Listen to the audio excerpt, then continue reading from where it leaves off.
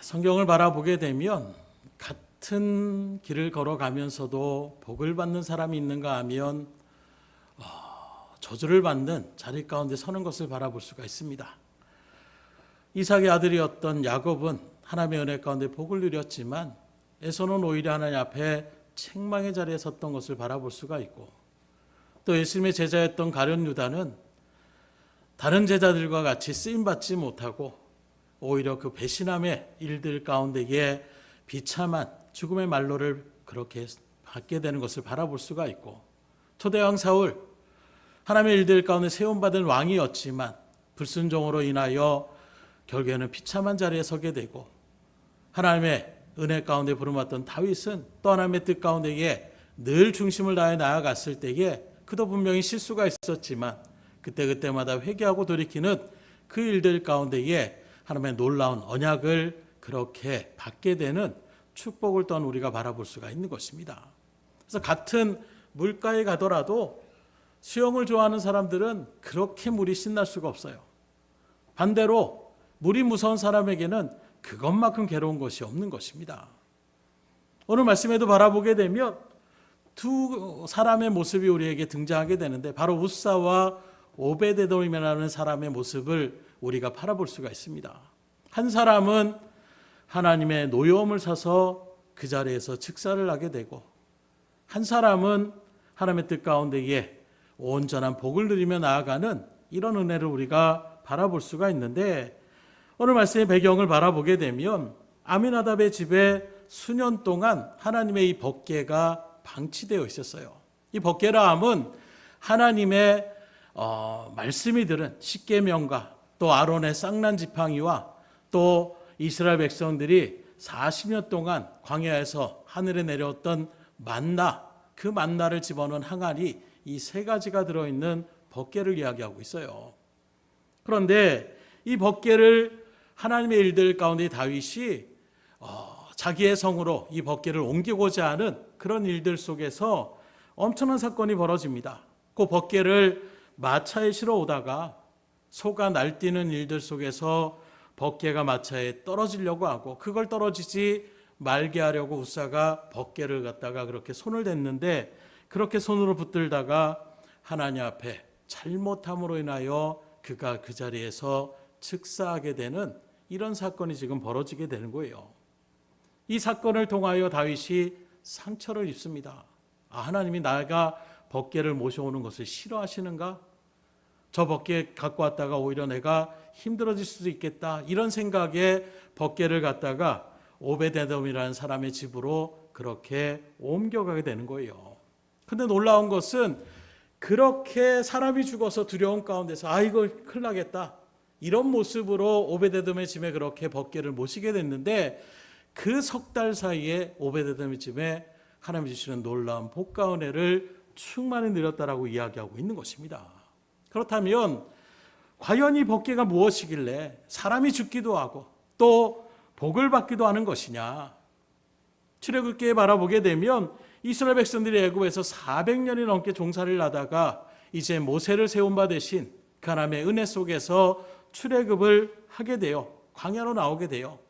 그리고 약속하신 가나안 땅의 여정의 길을 걸어가다가 시내산이라는 곳에서 이제 머물러 하나님께서 모세를 시내산을 부르시고 40일 동안 여러 가지 하나님의 법도와 율례를 가르쳐 주시며 성막을 비롯해서 법궤를 만드는 법, 여러 가지를 그렇게 하나님께서 모세에게 설계도를 주셨는데, 제일 먼저 그 모세에게 주셨던 것이 바로 무엇이냐? 법궤를 만들라는 거예요. 이렇게 바라볼 때에 쉽게 설명하자면 성막은 하나님의 집이라고 표현할 수 있다라면, 그 성막 가운데 지성소라는 곳이 있어요. 지성소는 곧 하나님의 방이라고 이야기할 수가 있는 것입니다. 그런데 이 지성소에는 다른 여타의 물건들이 없고 오직 한 가지만 들어있는데, 그게 바로 무엇이냐? 법궤가 그 지성소 안에 유일하게 딱 거기에 들어서 있는 것입니다. 이렇게 바라본다라면 하나님의 집인 성막, 또 그 가운데 하나님의 방이라고 할 수 있는 지성소, 그리고 그 안에 법궤가 있다는 것은 곧 이 법궤는 하나님을 상징적으로 나타내고 하나님의 임재를 나타낸다라고 이야기할 수가 있는 것입니다. 그래서 출애굽기 25장 22절에 보면 이렇게 선포합니다. 거기서 내가 너와 만나겠다. 우리 한번 따라하겠습니다. 거기서 내가 너와 만난다. 이게 바로 법궤, 하나님의 임재를 상징하신 그것이 바로 법궤라고 이야기할 수가 있는 것입니다. 이 법궤는 곧 하나님의 임재요, 하나님의 말씀이요, 하나님의 율법이 들어있는, 역사가 들어있는 그런 상징물로 오늘날로 우리 가운데에 대입해 보자면 바로 말씀이요, 말씀이 육신이 되어 오신 예수 그리스도라고 이야기할 수가 있는 거예요. 곧 구약에서 법궤를 통하여 이스라엘 백성들이 거기서 제사함을 받고 하나님의 임재하심을 누렸고 하나님의 역사하심을 누렸다라면, 오늘날 우리는 말씀이 육신되어 오신 그 예수님 안에서 또 우리가 말씀의 순종함을 통하여 이러한 복과 은혜를, 하나님의 은혜 가운데 누릴 수 있고 하나님을 만날 수 있다는 것을 이야기할 수가 있는 것입니다. 그래서 오늘날 믿음의 길을 걸어가는 저여러분들에게 예수 그리스도와 그분의 말씀은 우리 가운데에 그 어떤 것도 바꿀 수 없는 가장 복된 것임을 믿으시기를 주임으로 축원합니다. 그래서 지금 여러분들이 말씀을 듣고 말씀을 묵상하고 말씀을 읽어나가는 것이 그만큼 중요한 것이고 복된 것이라는 거예요. 그래서 늘 강조하지만 믿음의 신앙의 길을 걸어갈 때에 두 가지의 큰 축은 바로 무엇이냐? 결코 우리 가운데 믿음의 성도라고 한다면 잊을 수 없는 것, 말씀과 기도의 자리는 우리가 결코 누구에게도 양보할 수 없는 거예요. 역으로 얘기한다면 우리가 믿음의 길을 걸어간다고 신앙생활을 한다고 하는데 정작 말씀을 가까이 하지 않고 기도의 무릎을 꿇으며 나아가지 않는다면 그건 온전한 신앙생활이라고 이야기할 수가 없는 거예요. 그래서 항상 예배 가운데에 빠짐없이 나오는 것이 말씀과 기도와 또 찬송, 이것이 우리 가운데에 울려 퍼지게 되는 것입니다. 오늘 본문을 바라보면 그 말씀이신 법궤를 모신 오베데돔의 집은 석 달 만에 엄청난 복과 은혜를 누리게 되는데, 그렇다면 오늘 우리도 하나님의 말씀을 온전하게 받아들이면 이러한 복과 은혜를 누릴 수 있음을 믿으시기를 주임으로 축원합니다. 그러면 어떻게 우리가 말씀을 모셔드려야 이러한 복을 누릴 수가 있을까? 몇 가지 이 시간 상고할 때에 여러분들이 잘 들으시고 그 말씀대로 행하여 지키심을 통하여 하나님의 복과 은혜를 오베데돔과 같이 충만히 누릴 수 있기를 주임으로 축복합니다. 첫 번째로 우리가 어떻게 말씀을 모셔야 되느냐? 생명을 걸고 결단하며 모시면 복이 된다라는 거예요. 이런 말씀드리냐면 10절을 보세요. 다윗이 여호와의 궤를 옮겨 다윗성 자기에게로 메어가기를 즐겨하지 아니하고 가드 사람 오베데돔의 집으로 메어간지라. 사실 오베데돔은 자기 집으로 법궤가 올 줄은 꿈에도 생각하지 못했을 거예요. 왜요? 갑자기 우사의 어떤 사건이 벌어지고 다윗이 거기에 두려움을 느껴서 야 저기다 그냥 옮겨놔라, 이렇게 해서 어쩌면 오베데돔이 그 여호와의 법궤를 자기 집으로 모시게 되는 이런 일들 가운데 있는 것입니다. 그런데 한번 살아보세요. 이 오베데돔이 알지는 못했지만 법궤가 자기 집에 오는 데에 어떤 소식을 들었겠어요? 사람이 죽었다는 소식을 그도 들었을 것입니다. 그러니 얼마나 다윗, 그 믿음의 사람 다윗도 두려워했는데 오베데돔은 또 얼마나 놀랐겠어요. 법궤 한번 잘못 건드렸다가 사람이 그 자리에서 죽사를 했습니다. 그 법궤를 자기 집에 들여놓는다라는 것 얼마나 두렵겠습니까? 잘못하면 나도 죽고 온 가족이 죽을 수도 있을지 모르는, 왜요? 지금 그런 일들 가운데 법궤가 자기 집으로 왔잖아요. 우리가 바라볼 때는 하나님의 은혜의 그런 말씀이기 때문에 복으로 받을 수 있지만 그 현상이 이루어지는 것만 바라보게 된다면 우한 덩어리를 지금 자기 집으로 옮기겠다는 것입니다.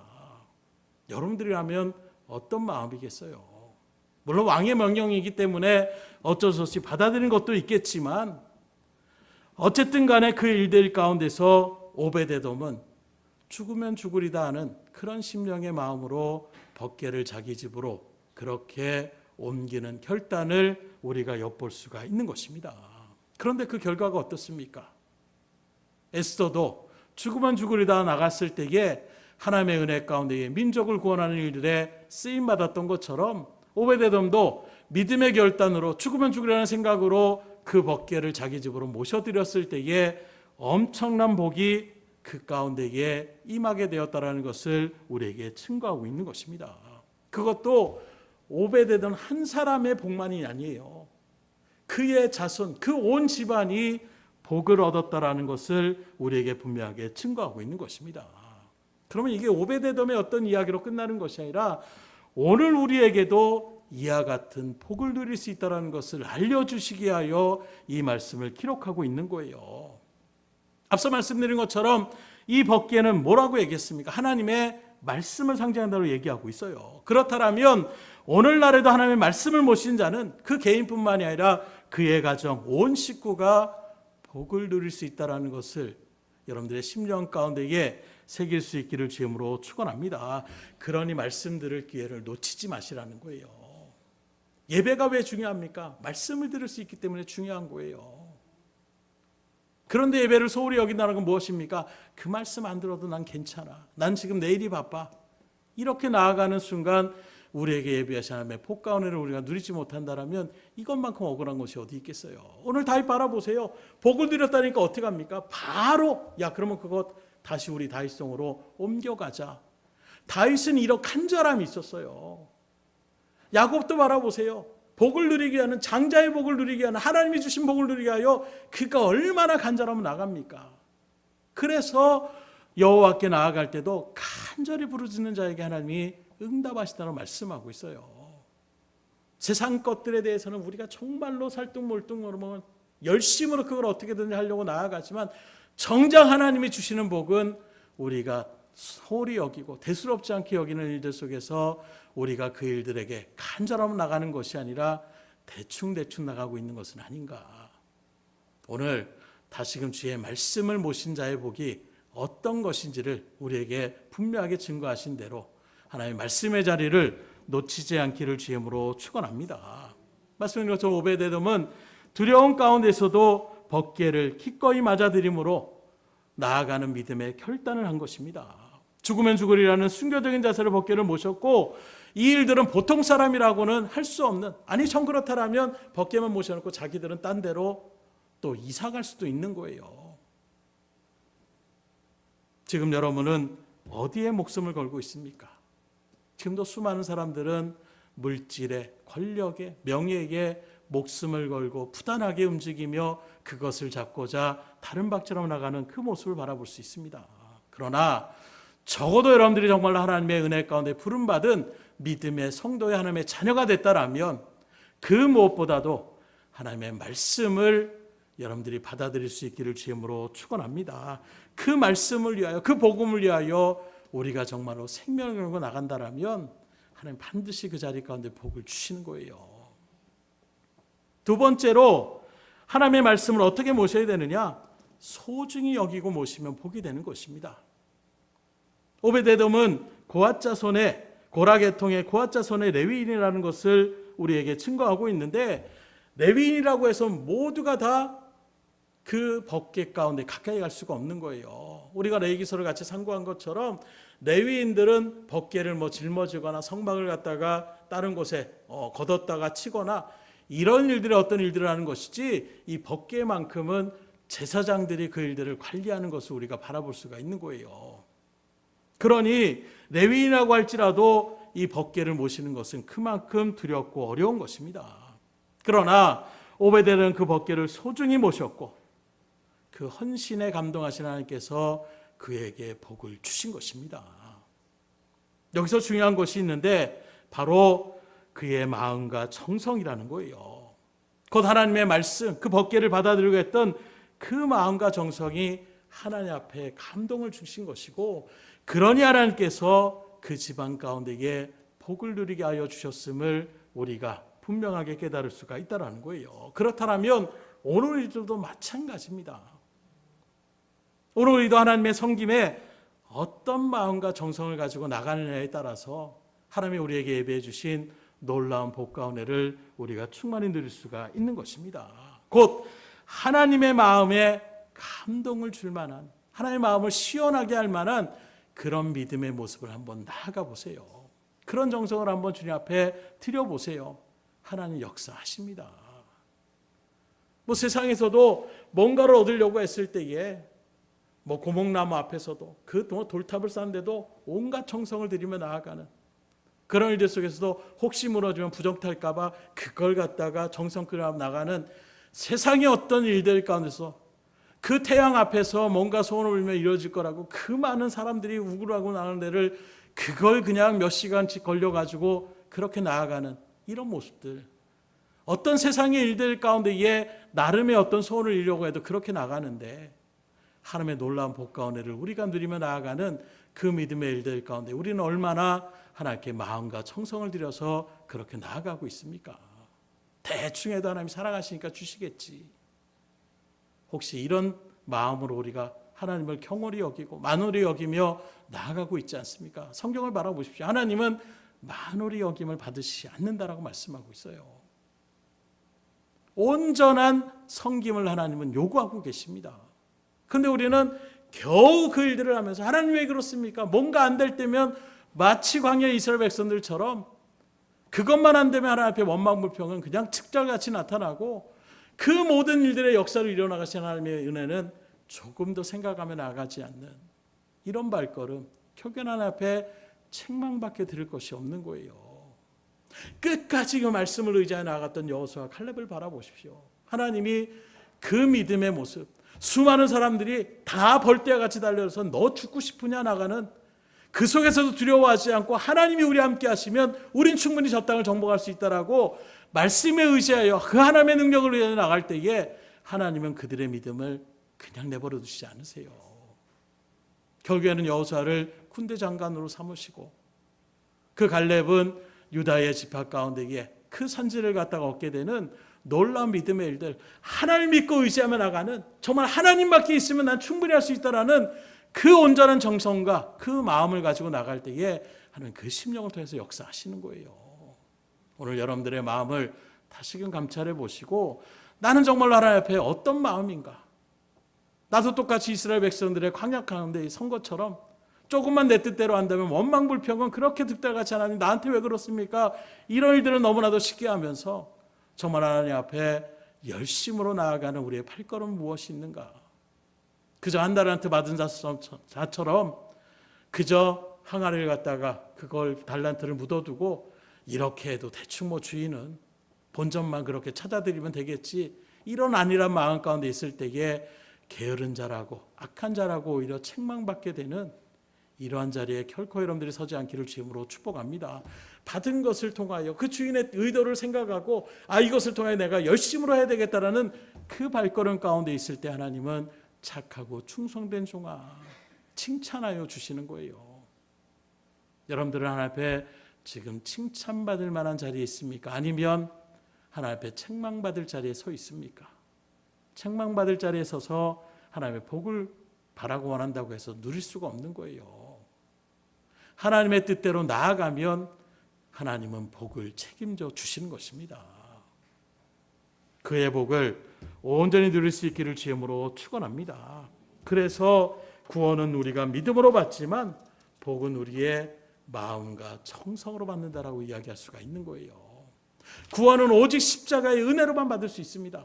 그러나 이 땅 가운데 우리가 누리는 복은 그것으로 끝나는 것이 아니라 우리가 얼마나 말씀을 붙잡고 말씀에 몸부림치며 그 말씀을 지키기를 행하고 하나님의 뜻대로 나아가려는 그 믿음의 발걸음에 섰을 때에 하나님이 복과 은혜를 허락하여 주시는 거예요. 이렇게 오늘 말씀을 바라보게 되면 서두에 말씀드린 것처럼 비슷한 상황인데 누구는 법궤를 붙잡다가 비명 행사하고 누구는 복을 받게 됨을 우리에게 증거하고 있는 것입니다. 그렇다면 과연 무엇 때문에 우사와 오베데돔에게 이런 차이가 있는가? 크게 두 가지를 바라볼 수가 있는데, 첫째는 하나님의 말씀대로와 내 생각대로의 차이라는 거예요. 하나님은 광야에서 모세를 통하여 언약궤를 만드시고 그 언약궤를 광야 가운데서 움직일 때에 어떻게 하셨느냐?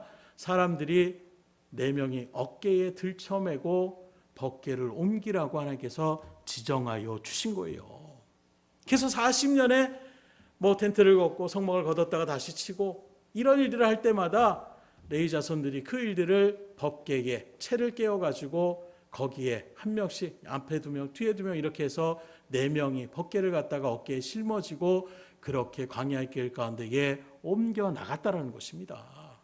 그리고 우리가 아는 것처럼 이 벗개를 메고 요단강물이 범람할 때에 먼저 벗개를 맨 사람들이 들어가라 했을 때에 그들이 벗개를 메고 요단강물에 발을 들여놓으니까 강물이 갈라지는 역사가 일어나는 거예요.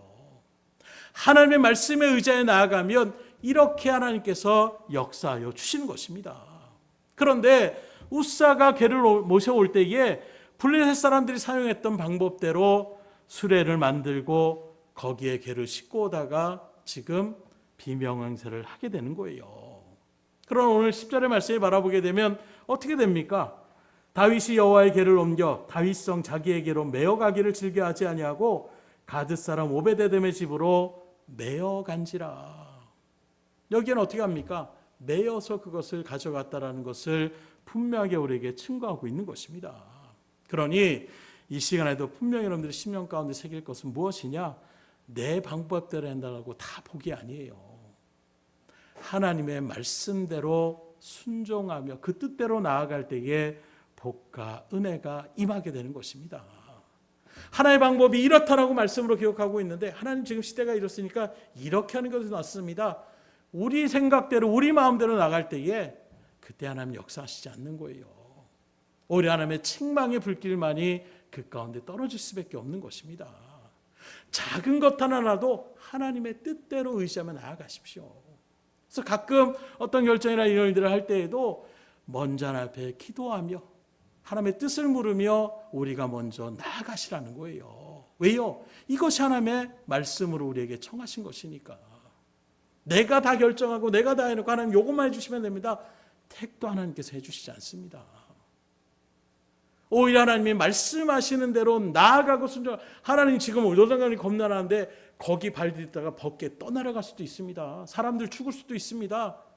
순종하지 않으면 역사를 체험할 수 없는 거예요. 그 견고한 그 여리고성을 하나님이 말씀하실 때에도 그냥 열쇠 받기를 털라고 하시는 거예요. 그런다고 되겠습니까? 그대로 순종할 때 역사가 일어나는 것입니다. 기드온이 하나님의 일들 가운데 용사로 부름받고 하나님의 일들을 체험해서 이제 나가려고 했는데 3만 명의 이스라엘 백성들이 같이 모였어요. 그런데 하나님은 어떻게 합니까? 돌려보내라는 것입니다. 300명만 남겨놓고 다 돌려보내라는 거예요. 아니 지금 전쟁을 하자는 겁니까? 말자는 겁니까? 하나님 말씀에 의지하여 나아갔을 때에 역사하여 주시는 것입니다. 성경은 이런 사건들을 우리에게 수없이 기록하고 있어요. 왜 기록하겠습니까? 오늘 우리들도 인간적인 생각이 앞설 때가 많이 있다라는 거예요. 오늘만큼 지식의 홍수가 얼마나 넘쳐 흐릅니까? 뭐 검색창 하나에 뭐만 치면 줄줄이 나와요. 신학적인 어떤 일들도 이렇게 저렇게 나오는데 또 그것이 온전하게 신학적으로 또 나온 것이 전부가 아닙니다. 얼토당토하는 얘기들을 또 그렇게 쓰는 것들도 많이 있어요. 그런 일들 속에서 오늘 우리가 성경 중심으로 나가지 않으면 우리는 이 세대 가운데서 하나님의 뜻을 온전히 이뤄나가지 못하는 그런 자리에 설 수밖에 없는 것입니다. 그러니 말씀대로 나아갈 수 있기를 주님으로 축원합니다. 내 생각을 철저하게 내리는 작업을 하셔야 돼요. 그래서 그 사도 바울은 뭐라고까지 얘기합니까? 나는 날마다 죽노라. 이 고백은 그냥 나오는 게 아니에요. 그도 당대의 석학 가운데의 가말리엘 문화생으로 많은 철학과 또 율법과 성경을 달달달 외우는 사람이었어요. 그러나 이제는 그 모든 것들을 철저하게 내려오려고 하는 것입니다. 내 생각은 이렇게 가는 것, 나는 정말로 아시아의 주의 일들 가운데 복음을 전하려고 마음을 하는데 자꾸 그 길을 막으시는 거예요. 그리고 하나님께서는 유럽 쪽으로 그 발걸음을 옮기게 하여 주시는 것입니다. 그리고 바울은 깨닫게 되는 거예요. 내 계획대로 가는 것이 아니구나. 하나님이 이끄신 대로 갈 때에 하나님이 역사하신다라는 것을 누구보다 다 알았기 때문에 계속 우리가 새벽에도 계속 바울의 서신을 나누고 있는데 바울이 강조하는 건 무엇입니까? 우리의 행위는 나타낼 것이 없다라는 거예요. 오직 하나님의 은혜와 사랑으로 우리가 구원받았으니 하나님의 뜻대로 살아가는 것, 이게 바로 믿음의 신앙임을 우리에게 분명하게 증거하고 있는 것입니다. 그러니 저 여러분들도 내 생각대로 나가는 것이 아니라 하나님의 말씀대로 나아갈 수 있기를 주님으로 축원합니다. 두 번째는 왜 이런 차이가 났느냐? 편리함과 최선의 차이가 있는 거예요.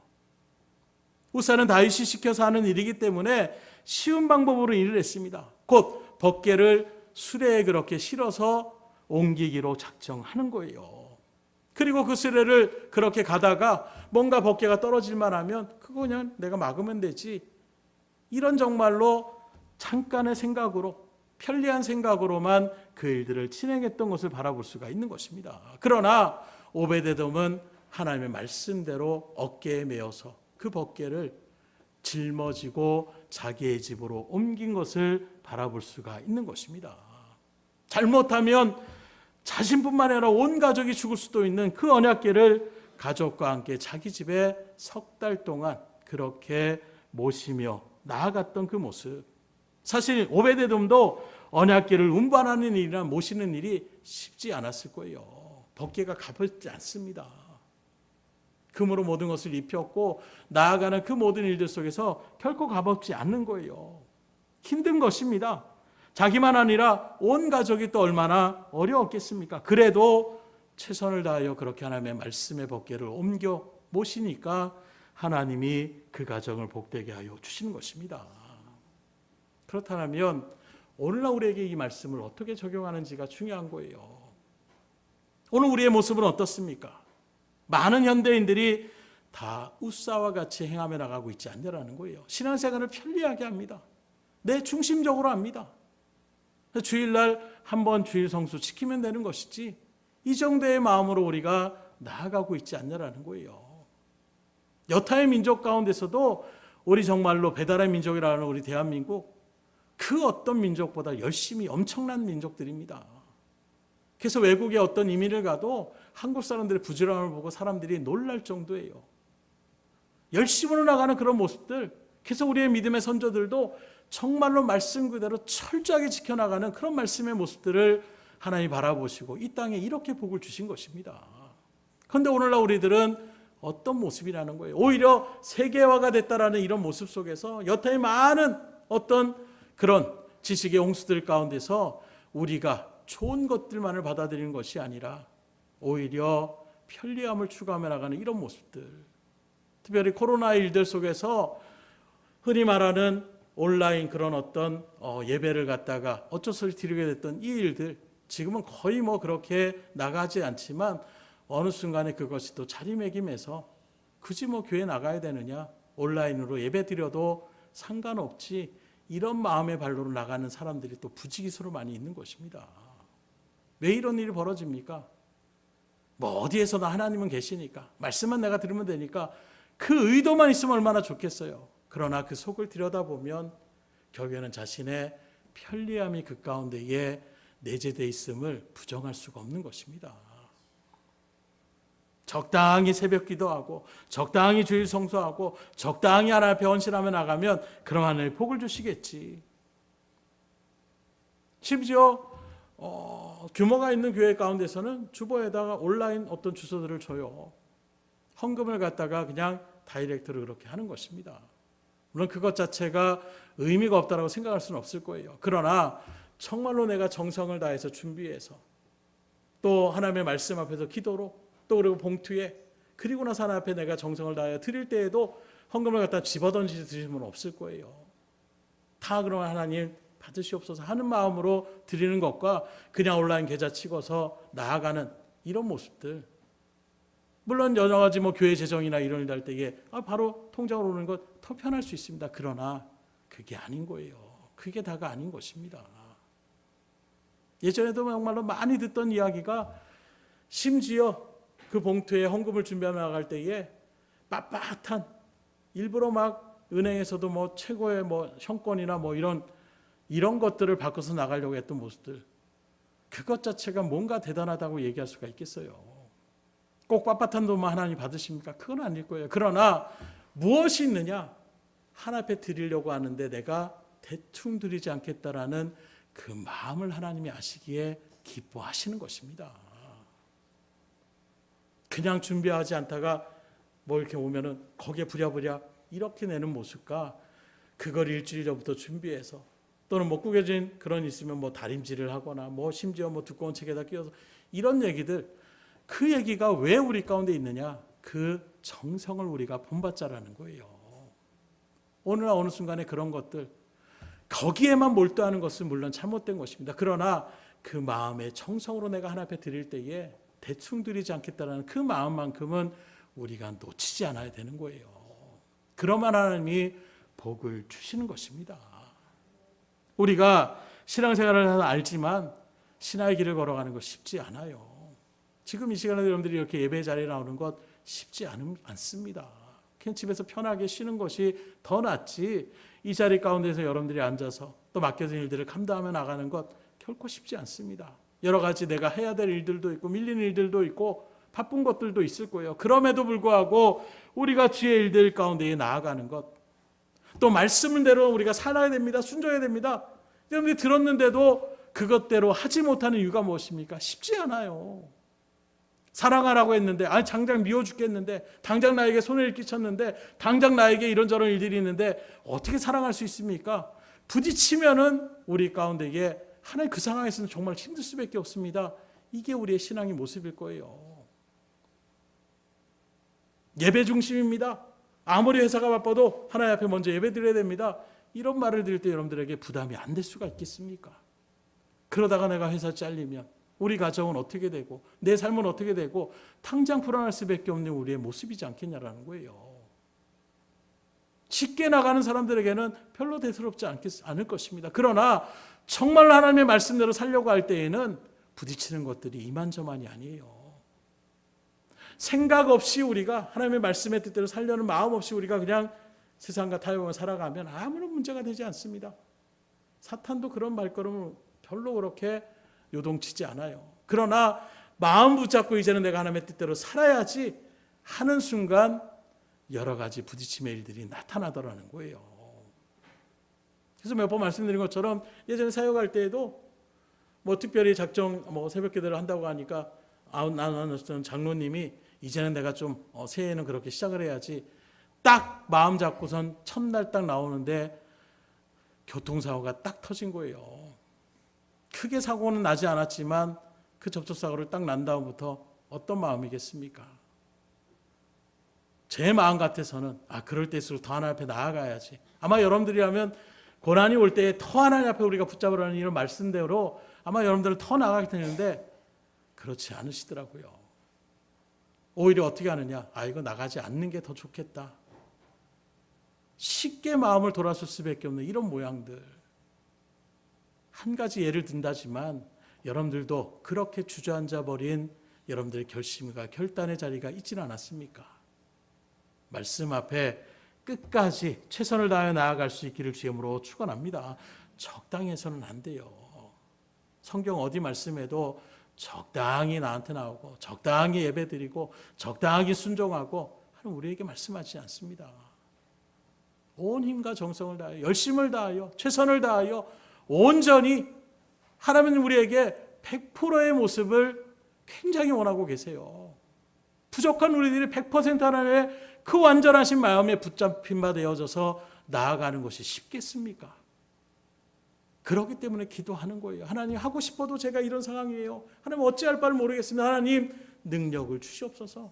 믿음을 주시옵소서. 하나님 앞에 기도할 수밖에 없는 거예요.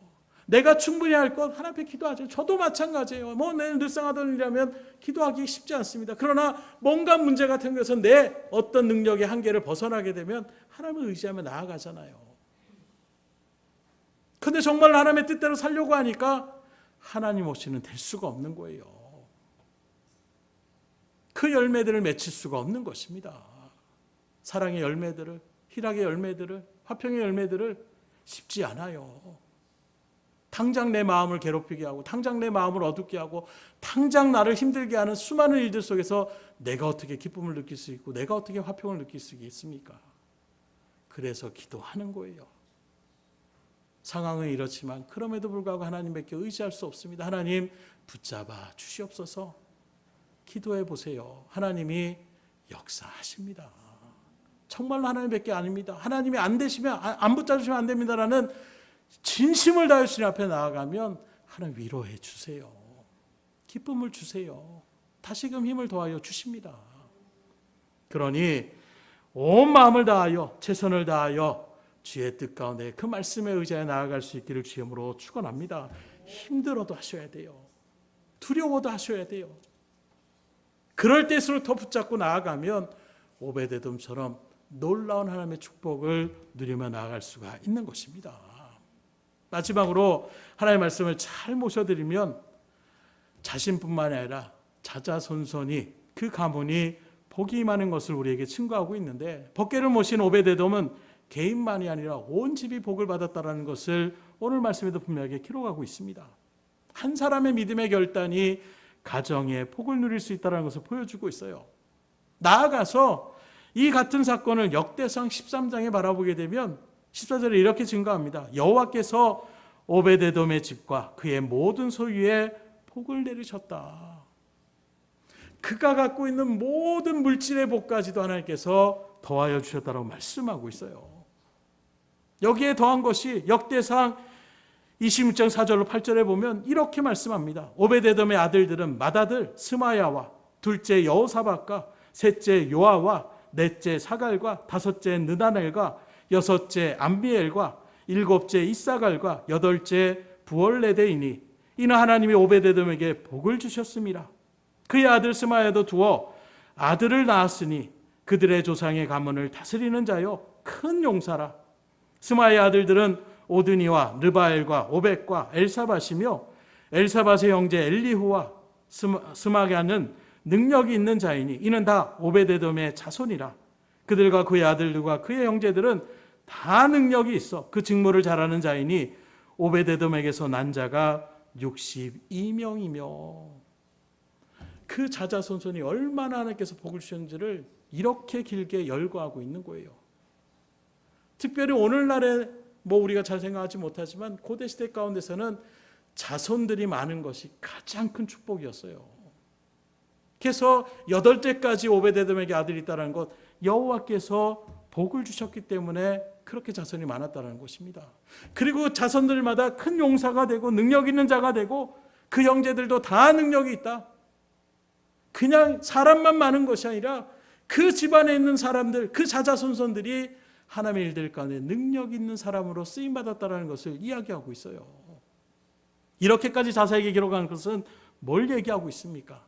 하나님의 뜻대로 그 말씀을 모셨을 때에 이러한 복과 은혜를 누리게 된다는 것을 분명하게 하는 말씀을 통하여 우리에게 증거하시기를 원하시는 것입니다.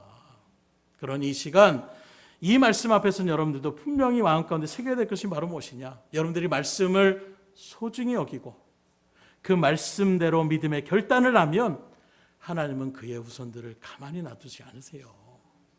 가만히 놔두지 않는다는 것은 반드시 이게 아니라 하나님의 말씀대로 살아가는 그 자손들에게 하나님이 복을 더하여 주신다는 거예요. 여러분들의 자녀들이 복 받기를 원하십니까? 그럼 물질로 잘해주려고 하기 전에, 여러분들이 그 모든 필요한 것들을 채워주려고 하기 이전에 하나님의 말씀대로 여러분들이 결단하시고 그 말씀대로 순종하며 살아갈 수 있기를 주님으로 축원합니다. 그럼 하나님이 복을 주시는 거예요. 예전에 기억나시는 분이 있을지 모르겠지만 봉건사님이 예전에 했을 때 한 분이 와서 이런저런 간증을 할 때에 자기 마음대로 살다가 이제 모든 걸 내려놓고 이제 하나님의 뜻대로 살겠다라고 결심하며 나가는데 자녀가 그렇게 곁길로 빠져서 소위 말하는 비행 청소년이 돼가지고 너무 괴로운 거예요. 360일 비가 오나 눈이 오나 늘 길거리에 나가서 복음을 전하며 나가는 것이 자기의 남은 생애 가운데에 하나님 앞에 충성하는 것이라고 하는데 늘 자기의 자녀에 대한 일들이 얼마나 마음 가운데 걸림이 되는지, 이렇게 해도 안 되고 잘해도 안 되고 강력하게 얘기를 해도 안 듣고, 그러다가 딱 생각한 것이 하나님 앞에 맡기자. 그리고 자녀를 위해서 기도하면서 하나님의 일들 가운데 내가 다른 것을 신경 쓰지 않고 하나님 앞에 맡겨진 일들을 열심히 나간다라고 했을 때에 하나님께서 그 마음을 돌이키게 하여 주셨다라고. 저도 우리 자녀들이 있지만 제 뜻대로 이제 손을 벗어났어요. 예전처럼 하나다고 해서 하는 것이 아니라 이제는 이런데 저런데 이런 얘기들을 많이 들을 때가 있습니다. 손 안에 있을 때, 내 품 안에 있을 때 자녀라는 말이 괜히 나온 게 아닌 것 같아요. 이제는 정말로 자라게 되니까 따지기도 잘하고 대들기도 하고 잘 안 돼요. 그때에 그래도 하나님의 말씀 앞에서 특별히 가정 예배로 드렸던 것이 얼마나 다행인지 새삼 느끼게 되더라고요. 그 말씀 앞에서 섰을 때에 그런 추억들과 그런 기억들, 또 말씀을 다시금 상고하며 나갔던 그런 일들, 하나님께서 그래도 곁길로 나가지 않게 하나님의 말씀의 뜻 가운데에 인도하여 주시는, 그래서 가끔씩 우리 사모하고 얘기할 때에 참 감사하다 하는 것 중에 하나가, 그래도 세 명의 자녀들이 뭐 특별하게 뭐 이렇게 뛰어나고 이런 것은 모르겠지만 그래도 곁길로 나가지 않고 속색이지 않아서 참 다행이다. 의외로 목회자 가정 가운데서도 힘들게 하는 그런 정말로 가시와 같은 이런 고백들을 들을 때가 참 많이 있어요. 사람의 뜻대로 되지 않습니다. 다 만족감이 된다라고 또 되는 것도 아니에요. 한순간에 변하는 것이 인생의 모습임을 여러분들도 잘 아실 거예요. 그러기에 더더욱 자녀를 위해서 기도할 수 있기를 주님으로 축원합니다. 하나님 붙잡아 주셔야 됩니다. 하나님 인도해 주셔야 됩니다. 이제는 제가 컸던 그 세상이 아니에요. 정말로 그 작은 스마트폰 안에 모든 세상의 일들이, 지구상의 모든 그런 뉴스거리들이 다 한순간에 다 거기에 들어있는 그런 모습에서 그 아이들이 정말로 믿음의 자를 지켜나가기는 더더욱 힘들 수밖에 없는 거예요. 왜요? 세상의 지식이 홍수와 같이 넘치기 때문에. 실적으로 교회도 바라보세요. 점점 주일학교 아이들의 숫자들이 많지 않습니다. 어떤 현상으로 치부할 수는 없는 것이지만 정말 하나님의 일들 가운데 우리가 더더욱 자녀들을 위해서 기도하셔야 돼요. 먼저 내가 말씀대로 살아가는 믿음의 결단의 모습이 나타나셔야 돼요. 그래야 자녀들이 바른 일들 속에서 복과 은혜를 누리며 나아갈 수 있음을 믿으시기를 주님으로 축원합니다. 말씀을 드립니다. 우리는 복의 근원이 되시는 하나님 앞에 특별히 선택받아 부름받은 하나님의 자녀들이에요. 복의 근원 되시는 하나님의 자녀가 됐는데 정작 우리들이 복을 누리는 삶 가운데 서지 못한다면 이것만큼 안타까운 것이 어디 있겠어요. 여러분들은 복을 누리는 사람이 되셔야 되는 것입니다. 그러나 그 복은 아무에게나 오는 것이 아니에요. 오늘 말씀에 비춰보면 법궤가 되시는 예수 그리스도, 또 그 말씀을 여러분들이 잘 모실 수 있기를 주님으로 축원합니다. 그때의 복을 주시는 거예요. 말씀을 묵상하는 것을 미루지 마시고, 말씀에 순종하는 것을 미루지 마시고, 포기하지 마시고 끝까지 최선을 다하여 그 말씀이 나에게 주셨으니 그 말씀대로 살아가겠다라고 여러분들이 몸부림치며 나아가 보십시오. 반드시 하나님께서 은혜를 더하여 주십니다.